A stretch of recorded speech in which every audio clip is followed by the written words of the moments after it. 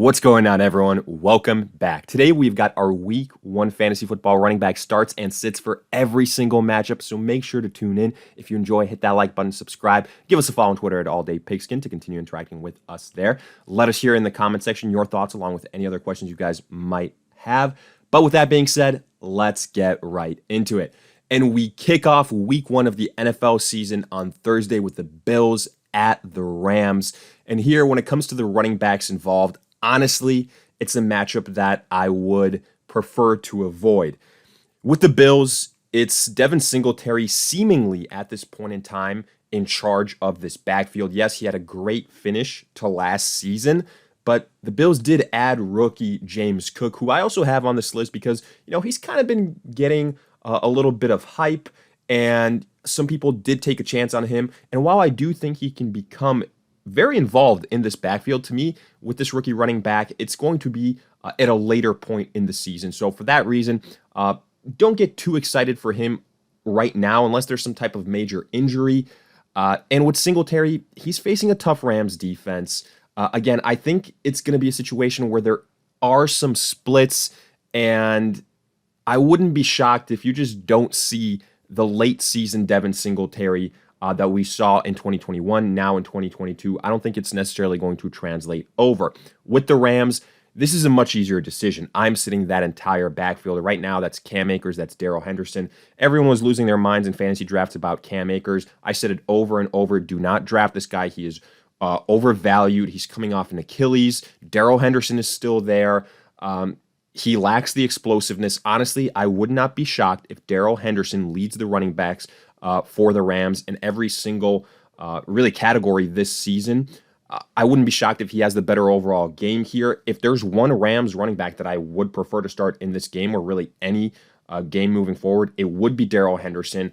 But I just think it's going to be too much of a running back by committee type of situation. That is not what you want to see for fantasy football purposes. The Bills also have a good defense. The offensive line for the Rams took a step back in the offseason. On top of that, honestly, like I said before, I'm avoiding the running backs here. If you force me to pick one, it would be Devin Singletary, but I don't think there's a RB1 performance here, or really in the high-end RB2 shot as well. Then we move on to the Eagles at the Lions. I'm mainly looking at the Lions here. DeAndre Swift. Swift, to me, in full PPR formats, has been a guy that I think has a little bit of Austin Eckler, Alvin Kamara in him. When he was healthy last season, he was getting it done for the Lions on the ground and as a pass catcher, and that's why I think he has a relatively high floor. That pass catching ability, I think he can finish as an RB1 on the week. He's the guy that I'm most excited about. When it comes to the Eagles, I don't trust anyone in this backfield. Miles Sanders practiced late last week, but up until that, he was hampered by an injury. It's a crowded backfield. You got Kenneth Gainwell. You've got Boston Scott, the recently added Trey Sermon, and you've got Jalen Hurts, who is a run-first quarterback. I just don't trust this backfield. Sure, it's a decent matchup versus the Lions. If you force me to start someone, I would go with Miles Sanders, but I just don't have enough faith. The usage last year was so puzzling, especially in the red zone. That's why I can't, truthfully recommend Miles Sanders with a lot of confidence. And then I'm sitting Jamal Williams, the backup in Detroit. I think this backfield belongs to DeAndre Swift. Unless there's an injury, it's Swift for the remainder of the year. Then we go to the 49ers at the Bears. I would go starting both of these running backs. Elijah Mitchell is somebody that, yes, I've said he took a big hit when Trey Lance was announced as the starting quarterback, because Lance, similar to Jalen Hurts, is a run-first quarterback.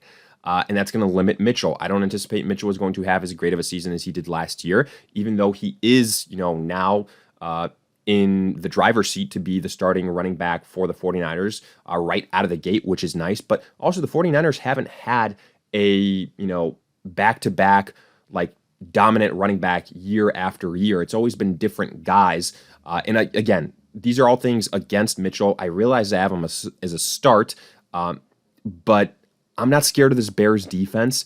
I think the 49ers can put up some points. I think both of these guys, they're going to be mid to low-end RB2s on the week. I'm not expecting anything major from either one of them. I think they're going to be just enough involved to do something for you. Mitchell doesn't catch enough passes, unfortunately, so that's what worries me there. He's more of a standard suited type of running back. Montgomery definitely has the higher ceiling here. I think he's going to catch a lot more passes this year with Justin Fields probably running for his life and just kind of looking for the short passes. Montgomery should benefit from that. It's him. It's Cole Kmet and Darnell Mooney as the pass catchers. I think he has the higher upside, but I am worried that potentially the Bears fall behind and they just kind of avoid the running backs and the rushing game. That's the pitfall here. I like the matchup. That's why I'm giving Mitchell a chance. But again, I don't think we're going to see the same upside that he had last year. Montgomery, to me, should be viewed as a mid to maybe high-end RB2. It's going to depend on the game script.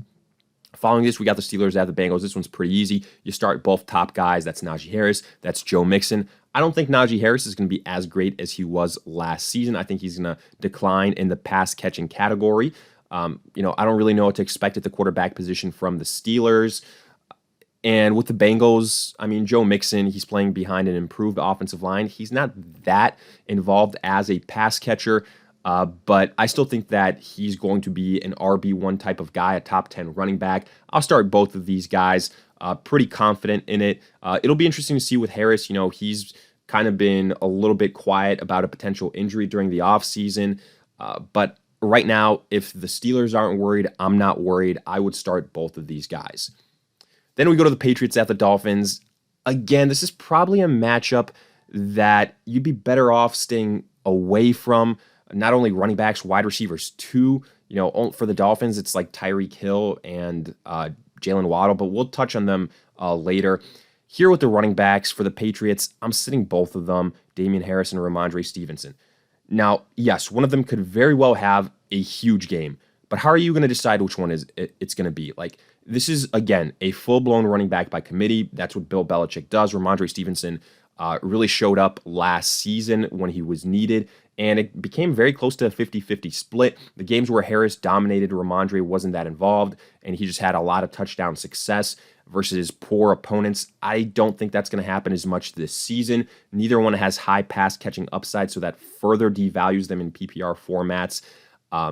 I just think, both are standard-based, and you're going to be guessing on a week-to-week basis who is the guy. They're going to be two touchdown dependent, so for that reason, I'd stay away from them both.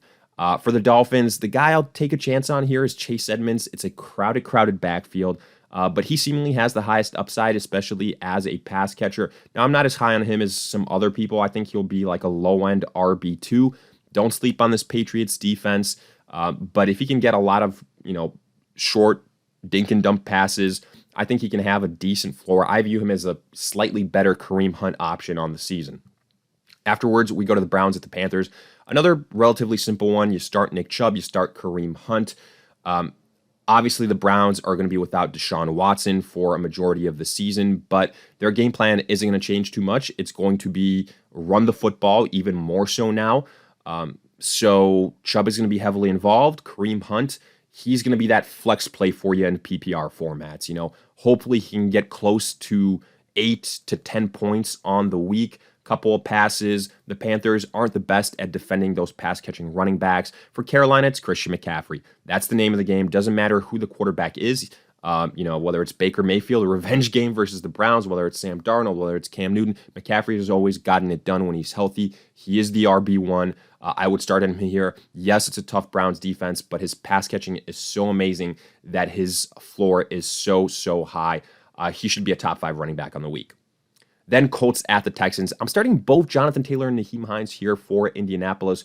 Great matchup for them. The Texans defense isn't good on paper, and Taylor should be able to dominate them. But Hines is a guy that I'm a little bit higher on this season. I think Matt Ryan, that type of quarterback being there, he's going to utilize Hines a little bit more so. The coaches have said as much.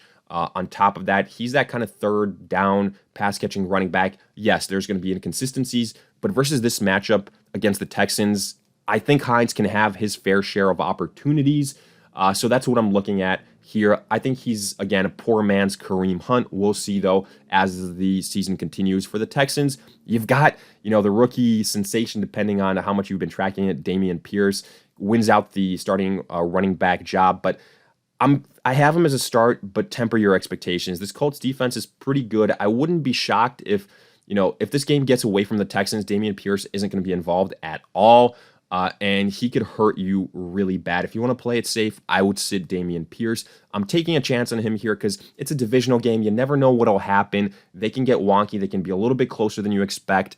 But long term, I think you just treat it matchup by matchup with Dameon Pierce if it's a favorable one. Here, I'll give him the benefit of the doubt week 1 in this divisional clash. But afterwards, again, we're taking it week by week. And then Rex Burkhead, the backup, there's no chance in hell that I include 2 Houston running backs as fantasy starts. I barely included Dameon Pierce here, so Burkhead definitely not on the list.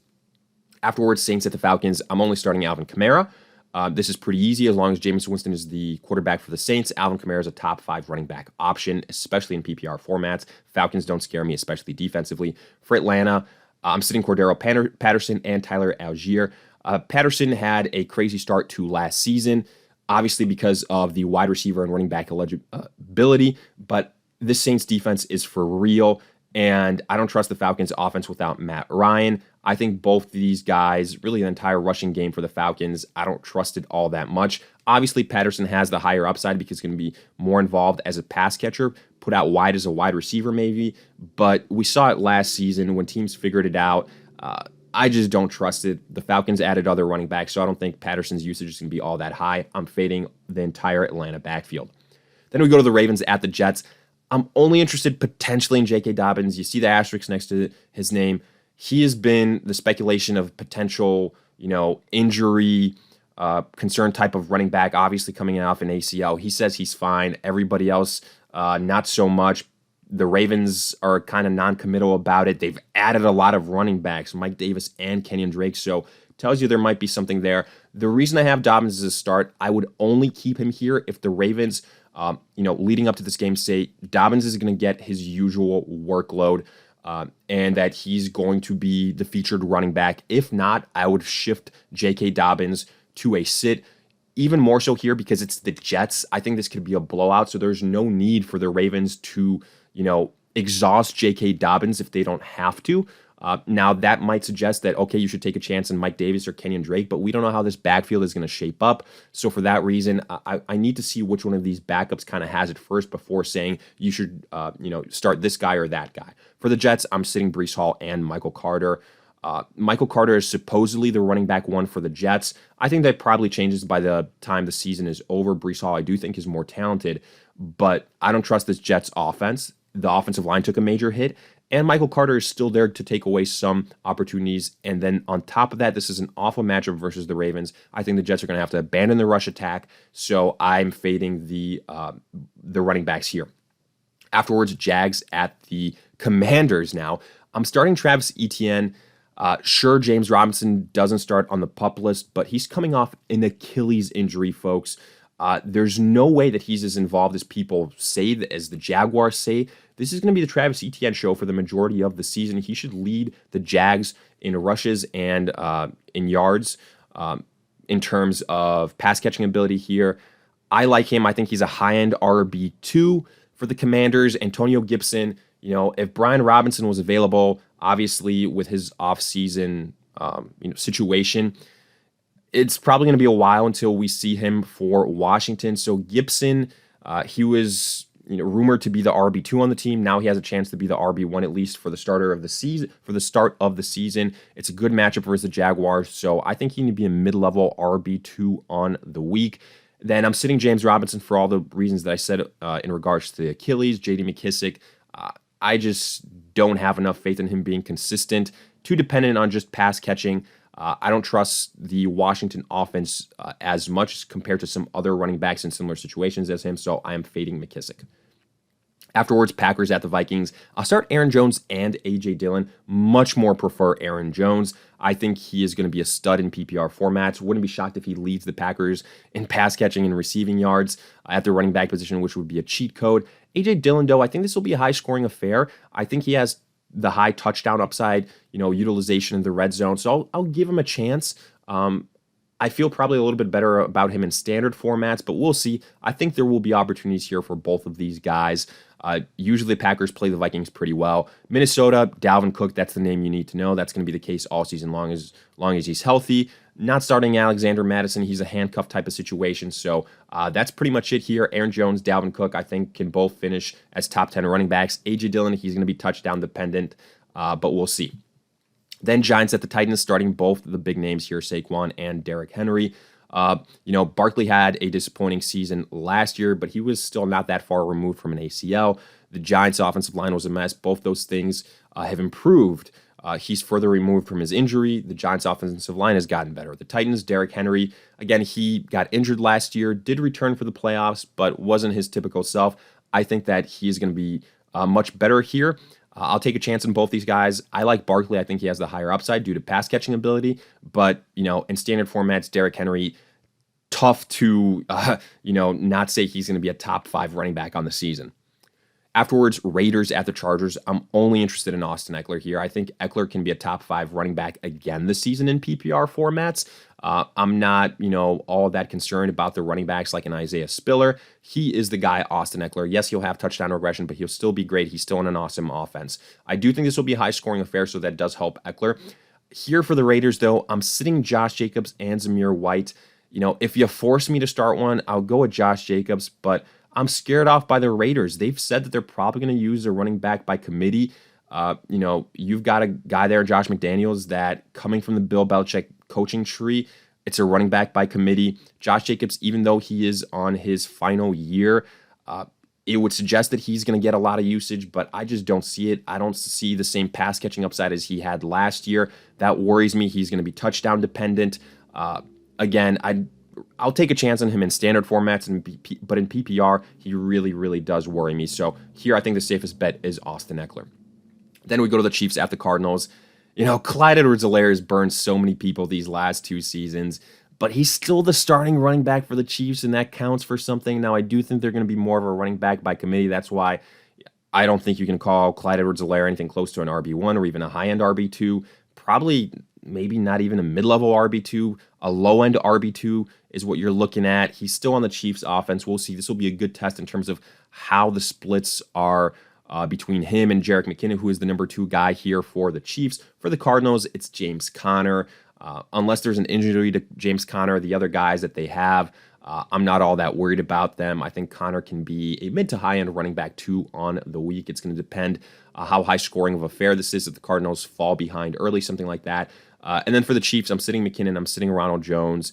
I think it's going to be, a committee approach to begin with. So I'm not going to be looking at the guys behind CEH on the pecking order logically. Then Bucks at the Cowboys. I'm starting the big names here, Leonard Fournette and Ezekiel Elliott. Both these offensive lines have taken big hits this free agency. So that's going to be a little bit tough. I do think Leonard Fournette probably has the higher upside. I think he's going to be more involved as a pass catcher here. So that is valuable. I'm not all that worried about Rachaad White. Again, a trendy rookie running back that was added via the draft. It should be the Leonard Fournette show.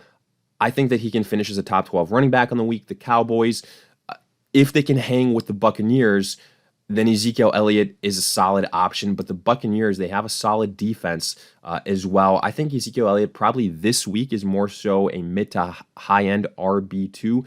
I'm not buying the Tony Pollard hype. I think last year, just because Zeke was injured very early on, Pollard was required, but everybody else has said this team goes the way Zeke goes.